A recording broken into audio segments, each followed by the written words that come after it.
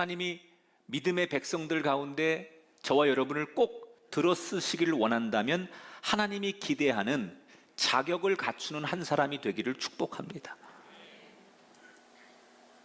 이 믿음의 축복, 믿음 안에 들어있는 축복을 계승할 수 있는 사람, 하나님이 그런 사람을 골라내시는데 먼저 물어보시는 것은 너는 그런 자격을 갖췄느냐? 그러니까 어떤 자격을 갖춰야만 하나님은 한 시대 우리를 마음 놓고 들어 쓰실까? 오늘 창세기 25장에 이삭의 이야기를 소개할 건데, 전제해야 될 것은 성경에 쓰여진 대로 안 하고 이 얘기를 오늘 저는 연대순으로 다시 여러분에게 소개해 드릴 거예요. 그러니까 연대식으로 성경을 풀어보는 방법이 있고 성경에 써 있는 대로 성경을 해석하는 방법이 있는데, 성경은 구속사적인 관점에서 기록을 하다 보니까 때로는 연대순을 조금 바꿔서 기록해 놓은 것들도 있어요.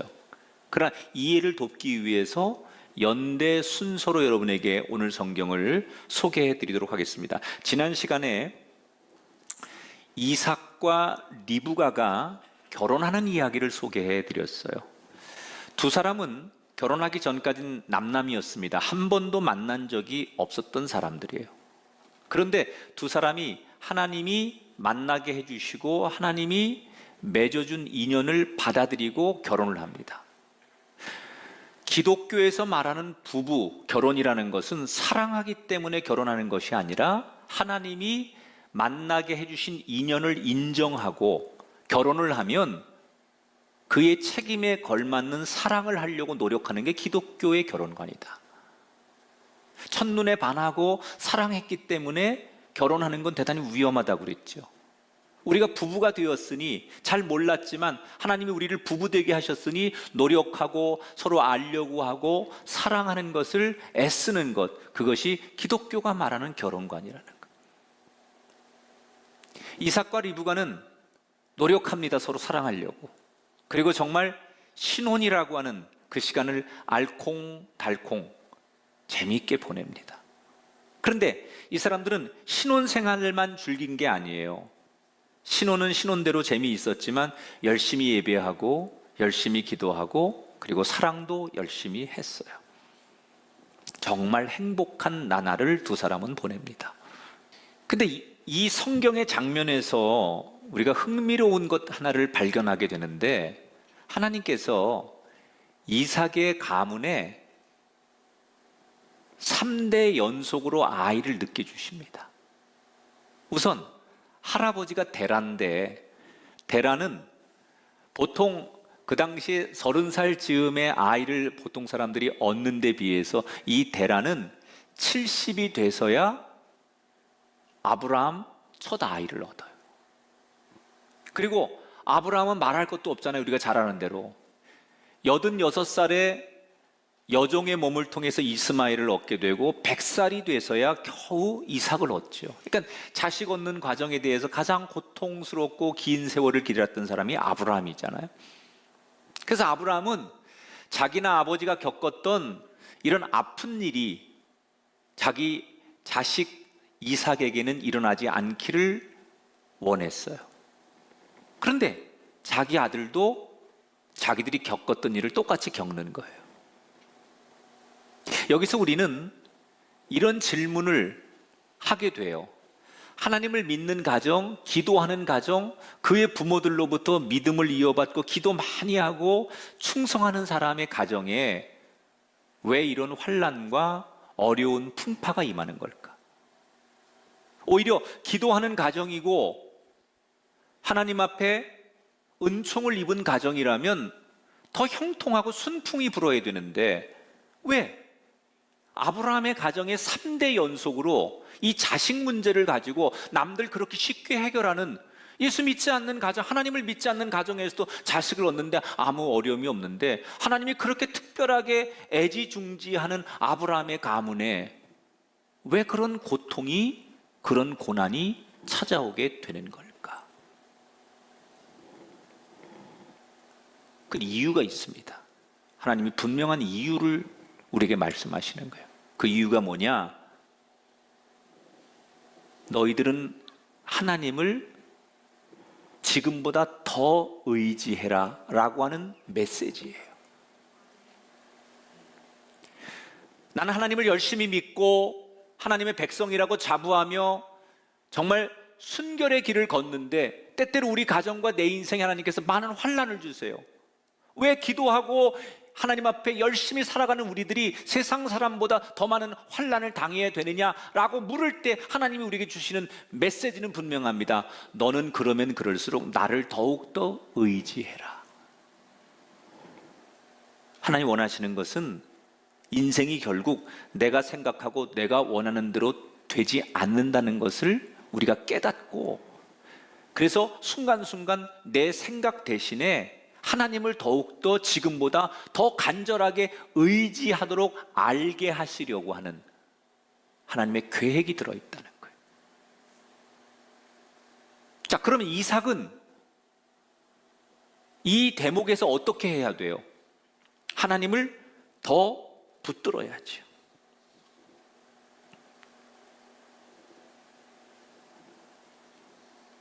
저는 행복이라는 것을 정의할 때 행복한 인생은 문제가 없는 삶이 아니라 문제가 있지만 좌절하지 않고 하나님을 향하여 기도하며 나가는 인생이 행복한 인생이라고 생각해요. 우리 가정과 내 인생에 아무 문제가 없기 때문에 나는 행복해요. 그건 잘못된 정의고요. 여전히 문제나 우리의 걸림돌은 있지만 거기에 굴하거나 거기에 좌절하지 않고 하나님을 향하여 기도하며 나가는 인생이라면 그는 분명히 행복한 가정이고 행복한 인생이에요. 이삭이 그렇게 살았어요. 자, 오늘 성경에 보니까 이삭은 하나님이 원하는 대로 그렇게 살도록 노력합니다. 21절, 이삭이 그의 아내가 임신하지 못함으로 그를 위하여 여호와께 간구하매. 따라합시다. 간구하매. 이 간구하매라고 하는 말은 히브리 원문에 보면 어떤 뜻이 있느냐, 하나님 앞에 제물을 바쳐서 애원하다 이런 뜻이에요. 그러니까 지금 이삭은 자기 아내를 위해서 애원하며 기도하는 거예요. 근데 여기서 중요한 것은 애원하며 하나님 앞에 기도하는데 자기를 위해서가 아니에요. 누구를 위해서? 자기 아내 리브가를 위해서 기도하는 거예요. 자, 이 말의 뜻은 어떤 것을 내포하느냐? 한 번도 아기가 생기지 않는 이 문제를 가지고 자기 아내 탓을 하지 않았다는 얘기예요. 자기 아버지 아브라함은 아이가 생기지 않자 눈을 다른 데 놀렸다가 이스마엘을 얻어서 어려움을 겪었던 적이 있었어요. 근데 이삭은 그렇게 안 했다는 거예요. 다른 데 한눈 팔지 않아요. 오히려 자기 아내를 너무나 사랑하는 만큼 아내를 위해서 남편으로서 더 많이 기도해 줬다는 거예요. 남편의 역할은 힘들어하는 아내를 위해 기도하는 거예요.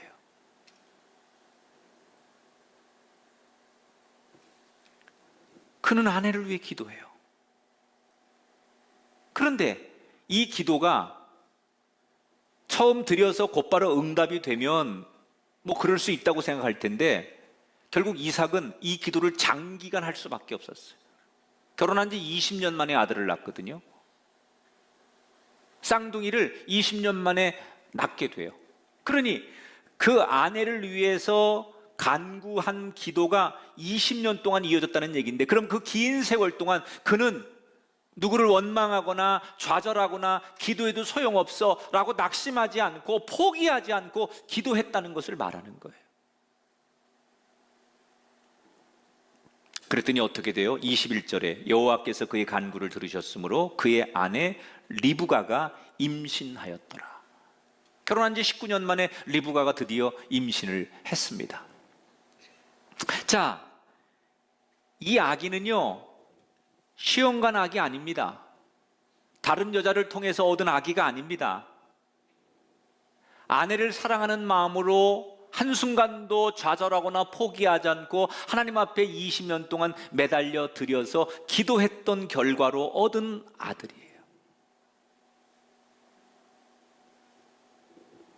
19년이라는 세월, 상식적으로는 지칠 만한 시간이잖아요. 그런데 이삭은 그 긴 시간 동안 그 문제를 놓고 지치지 않고 포기하지 않고 기도할 수 있었던 이유가 뭘까요? 그것은 하나님 앞에 간절히 기도할 때마다 하나님이 이삭에게 힘을 주시는 거예요. 여러분, 우리는 어디서 힘을 얻느냐? 사람의 위로에서 힘을 얻는 게 아니라 기도할 때 힘을 얻는 거예요. 하나님은 기도하는 사람에게 힘을 주세요. 그래서 우리가 인생을 살면서 지치고 낙심되고 절망하고 실망할 때는 어디로 가야 되느냐? 하나님 앞에 기도의 자리로 가야 되고, 기도하러 나갈 때 하나님은 새 힘을 주시는 거예요. 성경의 수많은 인물들이 기도할 때 새 힘을 얻어요. 기도할 때 능력을 입어요. 기도할 때 소망을 갖고, 기도할 때 꿈을 꾸게 돼요. 저와 여러분이 그런 사람 되기를 주님의 이름으로 축원합니다. 이 이삭이 포기하지 않을 수 있었던 힘의 원동력은 어디서 나오느냐? 기도만 하면 힘이 생기는 거예요. 생각만 하면 좌절하고 낙심해야 되는데, 기도의 자리에 가면 하나님이 다시 힘을 주셔서 또 버티게 하고, 기도하면 하나님께서 또 소망을 주셔서 버티게 하는 그 힘은 기도에서 나오더라는 거예요. 여러분, 기도할 때 힘을 얻는다는 사실을 잊지 마시고, 힘이 필요하고 위로가 필요할 때 기도의 자리에 서기를 주의 이름으로 축원합니다. 그런데요, 좋은 남편이 되면 좋은 아내가 되는 거예요. 남편이 이렇게 정말 훌륭하고 좋은 남편이 되니까 아내 리브가가 남편을 닮는 거예요. 닮아요. 자, 임신을 했다고 했잖아요. 결혼한 지 19년 만에. 그런데 쌍둥이를 임신했네. 보통 이제 엄마들은 아기를 임신하면 뱃속에서 태동을 느끼잖아요. 그러니까 리브가도 태동을 느끼는데, 이게 쌍둥이다 보니까 다른 사람보다 태동이 훨씬 클 수밖에 없는 거예요. 그런데 아무리 쌍둥이라고 할지라도 이 아이들의 태동이 너무 심한 거예요. 이상하다. 맨날 이렇게 애들이 발길질하고 막 태동이 너무 심하니까 리브가가 나중에 이걸 이제 알게 되는 거죠. 알고 봤더니 뱃속에서 이 두 아이들이 하루가 멀다 하고 심하게 싸우는 거예요. 그러니까 이 리브가인 엄마가 자기 몸도 자기 몸이지만 너무 심하게 아이들이 요동을 치고 싸우니까 이 태중에 있는 아기들이 정말 괜찮을까 걱정이 되는 거예요. 그래서 이 걱정거리를 가지고 어떻게 해요? 하나님 앞에 기도하기 시작하죠. 22절에 보니까 그가 이르되 이럴 경우에는 내가 어찌할꼬 하고 가서 여호와께 묻자온대. 저는 리브가가 그 아기들을 위해 기도하는 모습, 그런데 그거 누구한테 배운 거예요?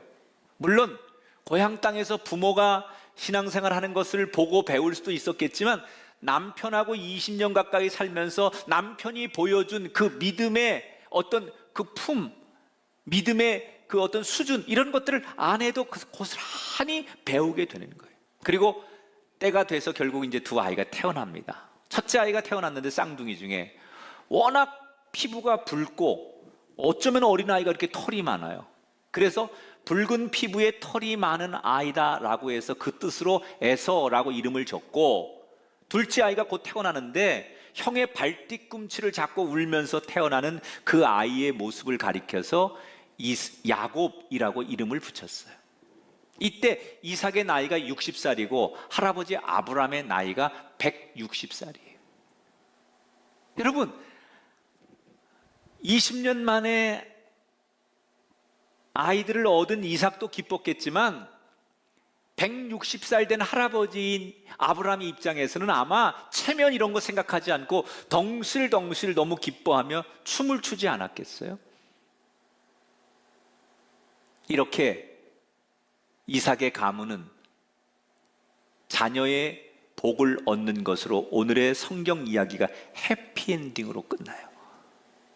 그런데 사실 우리가 말하기에는 이렇게 그래도 잘 됐어, 끝이 좋았어, 이렇게 해피엔딩이라고 말을 하지만 이렇게 되기까지는 얼마나 많은 우여곡절이 있었겠어요. 글로는 이삭이 기도만 하고 아내를 사랑하고 그랬겠지만 사실 20년 동안 얼마나 많은 아픈 시간, 힘들 때는 얼마나 서로가 좀 냉랭한 때도 있었을 거고, 때로는 다른 사람들에게 이런 얘기 들었을 거예요. 너도 너희 아버지처럼 그냥 기다리지 말고 다른 방법을 한번 써봐 라는 얘기를 듣고 왜 그도 인간인데 고민을 안 했겠어요. 그러나 그 어떤 유혹에도 그는 굴하지 않고 다른 데 눈을 돌리지 않고 끝까지 하나님만 붙듭니다. 그리고 결국 원하던 아들들을 얻는 거예요. 자, 이 모든 과정들을 이겨내고 이 좋은 결과를 얻어낼 수 있었던 원동력이 어디 있냐는 거예요. 그게 바로 기도라는 거예요. 하나님 앞에 드렸던 간절한 기도, 포기하지 않는 기도가 결국 이 아름다운 결과물을 만들어 냈다는 거예요. 여기에서 우리는 아브라함의 뒤를 잇는 믿음의 후계자가 되는 사람이 가져야 될 첫 번째 자격을 찾아봐야 돼요. 그게 뭐냐? 하나님은 믿음의 복을 받을 수 있는 첫 번째 자격으로 기도하는 사람이어야 된다는 거예요. 여러분이 이런 말 있죠? 진짜 힘들 때 제일 먼저 생각나는 사람이 진짜 친구다. 이삭은 제일 힘들 때, 제일 어려울 때, 제일 갈등이 많을 때, 그때는 어떻게 해요? 늘 하나님 앞에 나가 기도하는 거예요. 힘들 때도 생각나는 게 하나님이에요. 어려울 때도, 유혹이 올 때도 생각나는 게 하나님이에요. 그래서 날마다 그는 그 문제를 가지고 하나님 앞에 나가서 기도하는 거예요. 진짜 하나님을 말로만이 아니라 내 삶에 나의 친구로, 나의 아버지로 그는 믿었고 그렇게 바라봤기 때문에 그 순간순간마다 기도할 수 있었다는 거예요. 그런 점에서 우리는 어떻습니까? 우리는 말로는 하나님을 나의 아버지라고 하고 하나님은 나의 목자라고 하고 하나님을 나의 친구라고 고백하지만 진짜 우리가 살면서 어려운 일을 만났을 때 제일 먼저 하나님을 찾고 있습니까? 말로는 하나님은 나의 동역자고 나의 목자라고 말하지만 내가 힘든 일이 있을 때 하나님을 제일 먼저 찾고 있냐 이 말이에요. 하나님을 나의 목자로 나의 친구로 아버지로 생각한다면 우리는 무슨 일을 만나든지 제일 먼저 하나님 앞에 기도하는 사람이 돼야 할 것입니다. 이삭과 리브가 결혼 20년 만에 에서와 야곱을 얻어요. 내리사랑이라고 하잖아요. 부모도 이뻤겠지만 할아버지 아브라함이 얼마나 이뻤겠어요. 시간만 나면 양손에 두 손자를 데리고 산책을 다니며 옛날 이야기 해주듯 아브라함이 만난 하나님의 이야기, 그리고 어린 손자들에게 하나님을 어떻게 섬기고 사랑해야 되는지 자기가 만난 하나님의 이야기를 마음껏 전해줬을 거예요.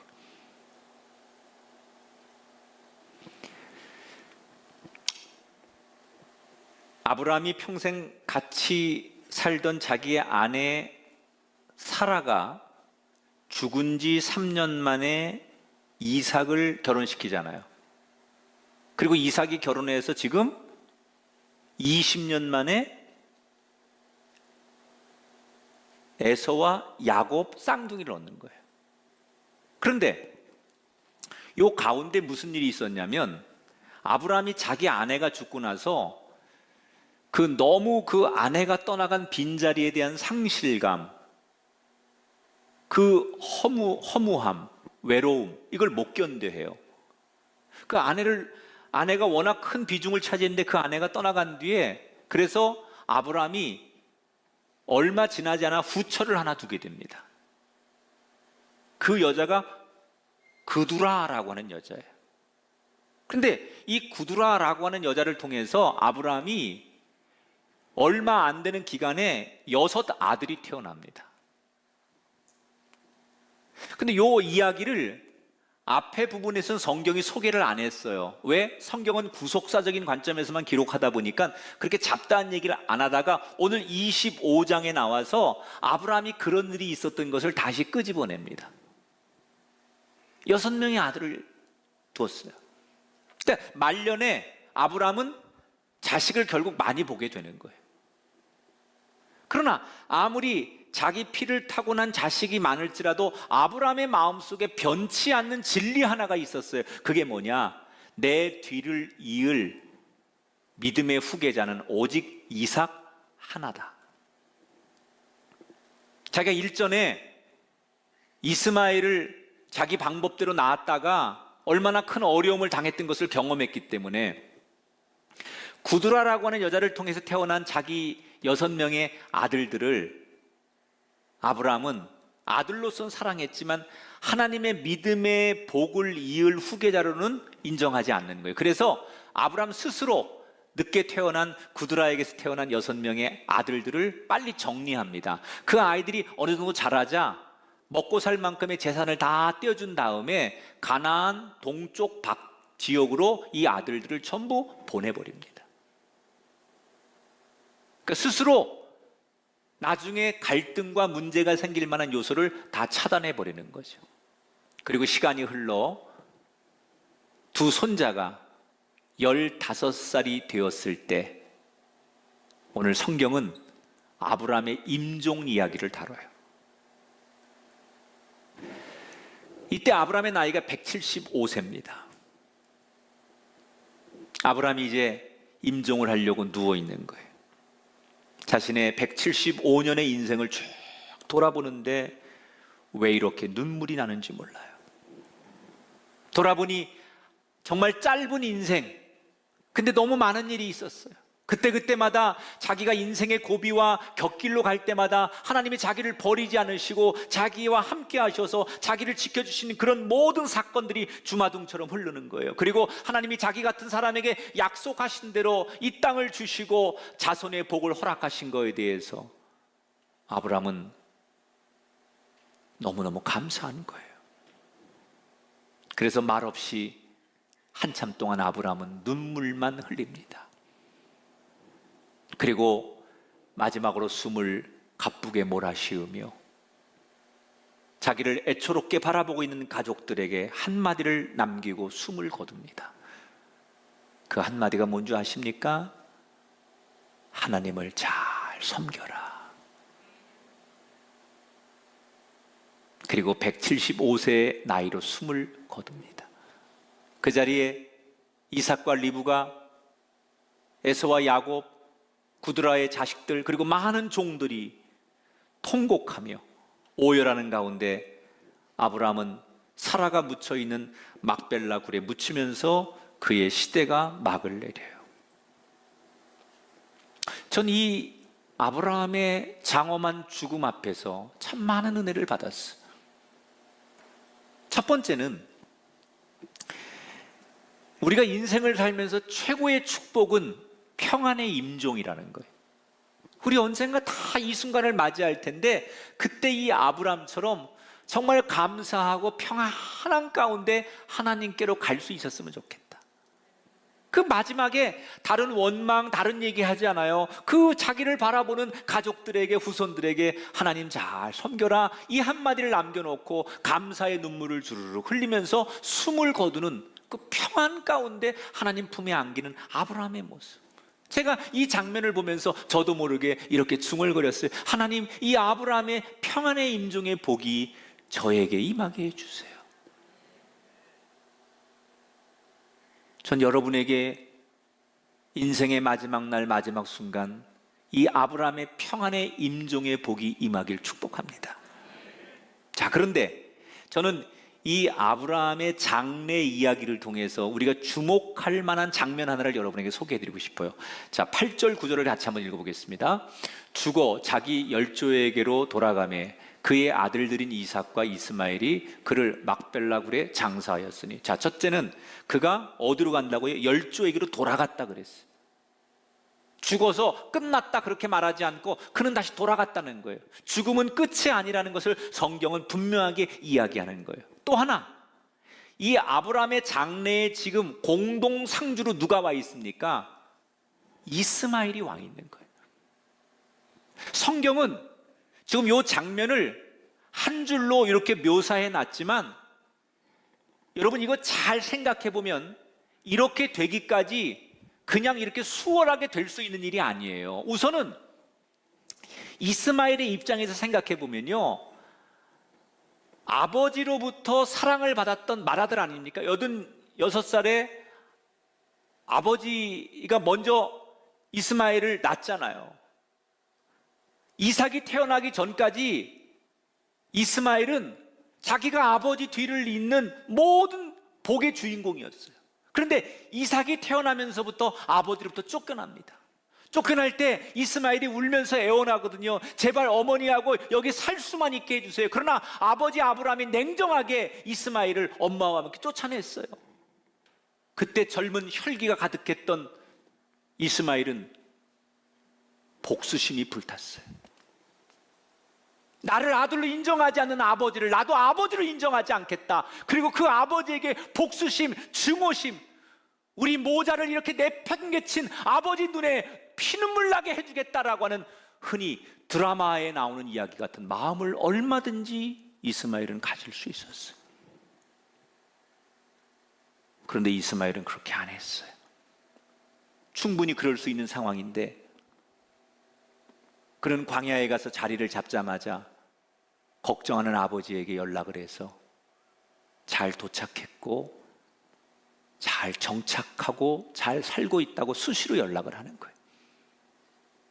그 얘기는 그런 아버지를 이해했다는 거예요. 아버지는 나에게 그렇게 했을지라도 나는 그 아버지가 그럴 수밖에 없었을 거라고 이해하는 거예요. 그리고 더 중요한 건 마지막에 아버지가 돌아가셨을 때 장례를 주관하며 자식의 도리를 다하는 거예요. 아버지가 나한테 어떻게 했든 간에, 부모가 나한테 어떻게 했든 간에 내가 자식된 도리를 다하는 이스마엘. 많은 현대인들이 부모 자식 간에 상처가 있어요. 그 상처로 지금도 성인이 되고 자기가 자식을 낳아서 자기 자식도 결혼했는데 여전히 부모로부터 받은 상처, 부모로부터 받았던 아픔 때문에 평생을 그 아픔 때문에 고통스러워하는 현대인들이 있어요. 그래서 부모를 잘 부모로 인정하지 않는 괴로워하는 자식들이 있어요. 오늘 이스마엘을 통해 배우셔야 돼요. 부모가 나에게 어떻게 했든 간에 나는 자식의 내 도리를 다하는 게 귀한 일이에요. 얼마나 아름다운 모습입니까? 그런데 더 아름다운 것은 이삭의 태도예요. 고대 사회에서 정실 부인의 자녀는 서자를 깔보는 게 상식입니다. 근데 이삭은 달랐어요. 자기가 정통 아니에요? 그런데 이스마엘을 자기가 찾아가서 깍듯하게 형님으로 예우하는 거예요. 그러니까 지금 성경이 암시하는 것은 형이 떠나갔을 때 이삭은 그 형을 찾아가서 안부를 묻고 형과 교류했다는 거예요. 그리고 형 앞에 서면 내가 잘나서 아버지 뒤를 잇고 우리 가문을 책임지는 그런 사람이 된 게 아니라 다 이거 하나님의 은혜고 형이 나를 배려했기 때문에 된 거야 라고 형 앞에서는 늘 자기가 겸손한 거예요. 그런 관계가 있었던 거예요. 어느 날 아버지가 위독해지자 형에게 연락을 했어요. 그리고는 형에게 동생인 이삭이 먼저 제안한 거예요. 형, 그래도 형이 우리 집안의 맏아들이야. 형이 있어야 될 자리는 여기야. 그리고 공동 상주를 제안하는 거예요. 만약 이때 이삭이 이제 아버지 뒤를 이어서 이 집안의 책임자는 나고 이 집안의 기둥은 나야, 내가 진짜 후계자야, 이런 생각을 했다면 누구에게도 이 상주의 자리를 내어주면 안 돼요. 왜? 이 상주라는 것은 상징이에요. 내가 이 집안의 기둥이고 내가 모든 것을 책임진다라는 것을 상징하는 거기 때문에 함부로 이 자리를 내주면 안 되는 자리예요. 그런데 이삭은 이스마엘에게 먼저 다가가서 형이 있어야 될 곳이 여기야. 그리고 형을 높여주는 거예요. 이 이삭의 겸손함 때문에 아브라함의 장례식은 온 집안을 하나 되게 만들었어요. 그리고 이 모습을 쭉 지켜본 사람들은 그래, 역시 이삭이 아브라함의 진짜 후계자가 될 만해 라고 고개를 끄덕이며 인정하는 것으로 오늘의 이야기가 끝이 나요. 여러분, 아브라함에게는 지금 여러 아들들이 있었어요. 그런데 하나님이 그 여러 아들, 이스마엘도 있었고 구두라를 통해서 태어난 6명의 아들들도 있었지만 하나님은 아브라함의 후손을 이삭이라고 하나님이 정했어요. 그런데 하나님이 이삭을 세운 것은 하나님의 몫이고 그 하나님이 세운 과정을 사람들이 동의하고 인정하게 하는 그 몫은 이삭이 해야 되는 거예요. 근데 결국은 오늘 본문에 보면 이삭이 이걸 해냅니다. 어떻게 해내요? 겸손함으로 해내는 거예요. 얼마든지 거만하고 얼마든지 자기심을 과시하고 얼마든지 내 시대가 되었다고 떵떵거릴 수 있는 그 상황에 그는 오히려 겸손하고 나의 부족함을 인정하는 그런 모습으로 서게 되면서 사람들은 진짜 훌륭한 후계자감이라고 이삭을 스스로 높이기 시작해요. 이게 아브라함의 뒤를 이어 이삭이 믿음의 후계자가 될 수 있었던 두 번째 자격입니다. 오늘 우리 자신을 한번 돌아보세요. 우리는 조금 우리가 힘이 있으면 상대를 깔봅니다. 아니, 누군가 나에게 상처를 주고 내 마음에 들지 않으면 내 마음속에 분노와 적개심을 가지고 언젠간 내가 되갚아 주겠다라는 그런 복수의 마음을 가지고 사는 게 현대인들입니다.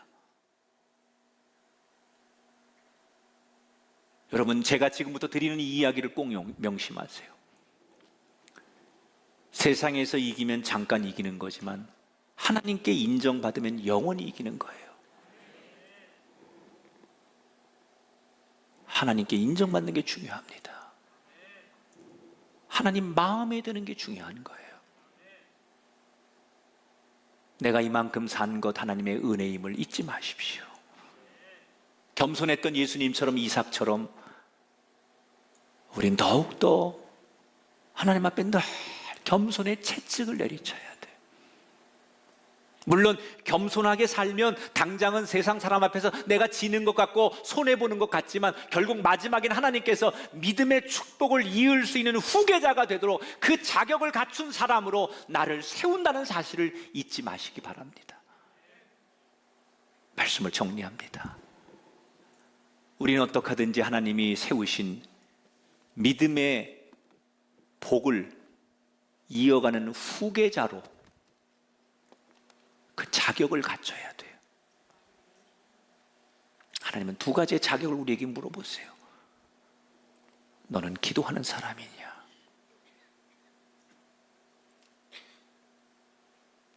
너 자신을 하나님 말씀에 비추어 겸손하게 무릎 꿇고 있느냐?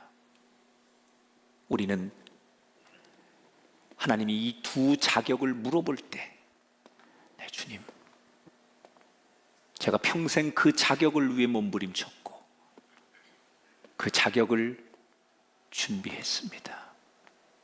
그래서 하나님이 너는 내 믿음의 축복을 누릴 만한 다음 세대다, 이렇게 인정할 수 있는 저와 여러분이 되기를 축복합니다.